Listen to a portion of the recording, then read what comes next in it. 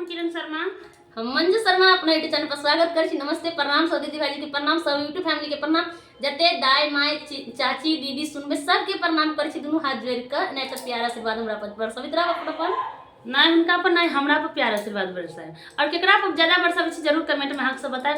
और हम दोनों देवरानी जेठानी जा रहे छी बहुत दर्दनायक सामा के गीत गाब अहाँ सब जरूर सुनब, कमेंट करके जरूर बताएब किनका सबके गीत पसंद पड़ल, नीक लागल। और बहुत दर्द भरल गीत छे, लास्ट तक अहाँ सब गीत के सुनबे तभी समझ पेबे। सामा के समदाउन छे, बहुत प्यारा समदाउन छे, बहुत दर्दनायक समदाउन छे। लास्ट तक जखन बेटी विदाई होय भ रहल छे तखन तो ई गीत गावल जा रहल छे, अखन सामा विदाई भ रहल छे तखनो गावल जाय छे। बहुत प्यारा सा गीत यहाँ सब जरूर सुनब। गीत के सुन के तब केहनो लेके आँख से आंसू गिर पड़त, लेकिन बहुत दर्दनायक गीत छे, जरूर अहाँ से सुनब, प्यारा से बात जरूर दे। बहुत दर्द भरल गीत छे। और देखियो कि एके कोख में बेटी जन्म ले छे, वही कोख में बेटा जन्म ले छे, तो बेटा के क्या अपना घर में राखे छे आ क्या बेटी के पराया घर भेज दे छे।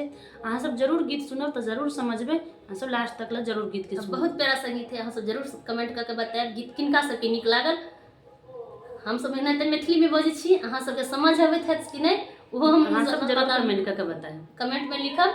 तो हम हिंदियों में बाजि सकै छी, एहन बात लेकिन हम सब मिथिलांचल के छी, मैथिली में बजे छी। अपन मिथिला के जे परंपरा हमरा सबके मिथिलांचल में छे वो हम सब नहीं कखनो भूला चाहे छी, हालांकि एहन बात नहीं छे हिंदी बाजे के, सबके हिंदियो बाज सकै छी, लेकिन अपन हम सब जे भाषा ये जे कहै छी, हम सब मिथिला के नारी सब दिन मिथिले में रहब, एहि के लके हम सब मिथिलांचल के भाषा नहीं भूलब कखनो। निहु की सामा बेटिया गनाए बारातिन रमया गनाए बारातिन नाए ना सझाराइलो। निहु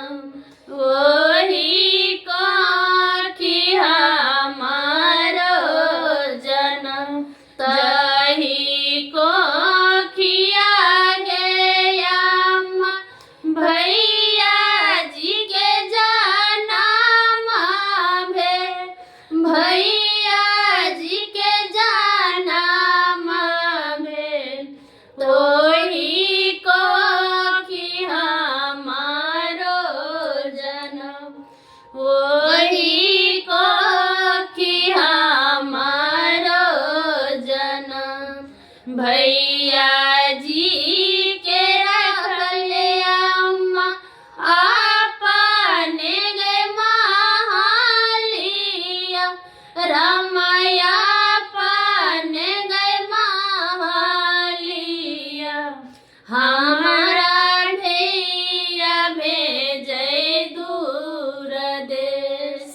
हमरा किया भेजै दूर देश भैया जी के रखले अम्मा अपन गया चराबा रमाया अपन गया चराबा हमरा किया भेजै दूर देश हमरा